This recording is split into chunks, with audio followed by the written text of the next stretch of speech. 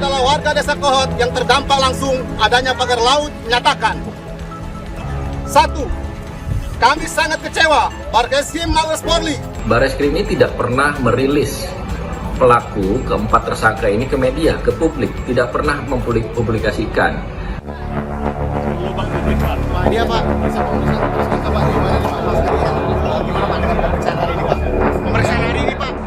Polisi menangguhkan penahanan 4 tersangka kasus dugaan pemalsuan dokumen terkait pagar laut di Desa Kohot, Kabupaten Tangerang, Banten.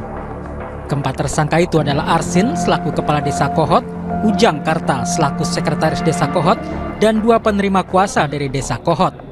Polisi menyebut penangguhan ini diambil karena sudah habisnya masa penahanan.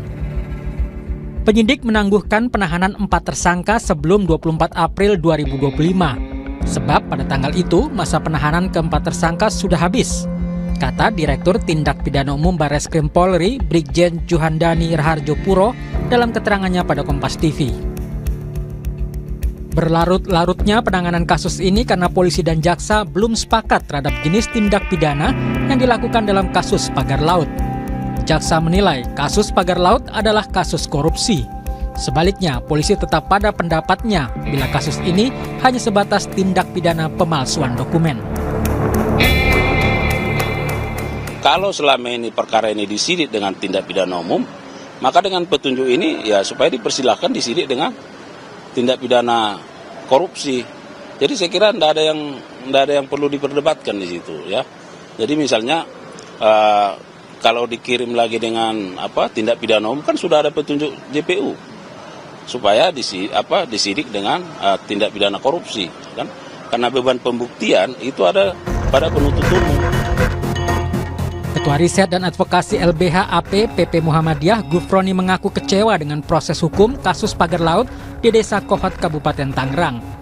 Sebagai pihak yang pertama kali melaporkan kasus ini ke Barreskrim, optimisme yang awalnya muncul kini telah sirna. Gufroni meminta polisi mengungkap tokoh utama di balik kasus ini.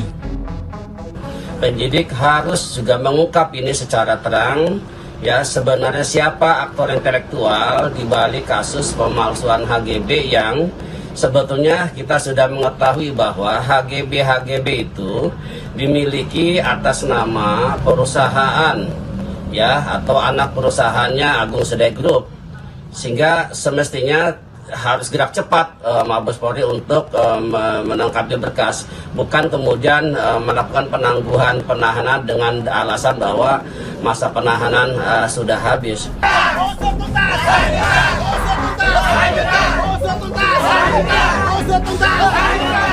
Penangguhan penahanan Kepala Desa Kohot Arsin bin Asib disambut aksi protes warga Kampung Alarjiban, Kecamatan Paku Haji, Kabupaten Tangerang, Banten.